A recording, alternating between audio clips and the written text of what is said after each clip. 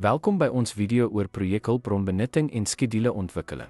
Vandag ons sal die konsep van totale slapheid ondersoek, 'n belangrike maatstaf in projekbestuur wat help om effektiewe skedulering en hulpbronbestuur te verseker.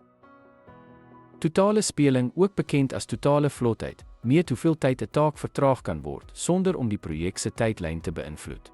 Dit bied buigsaamheid in skedulering en help om take effektief te prioritiseer. Om totale speling te bereken, gebruik die formule: totale speling is gelyk aan laaste begintyd minus vroegste begintyd of laaste eindtyd minus vroegste eindtyd. Tegnieke soos vorentoe en agtertoe aangee help om hierdie tye te bepaal.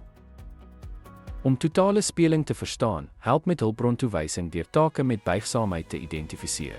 Dit help ook met skeduleringsaanpassings, wat toelaat dat sommige aktiwiteite vertraag word sonder om die algehele projekskedule te beïnvloed.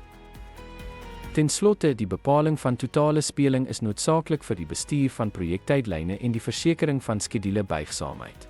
Dit optimaliseer hulpbrongebruik en ondersteun ingeligte besluitneming vir projekaanpassings. Dankie vir die kyk.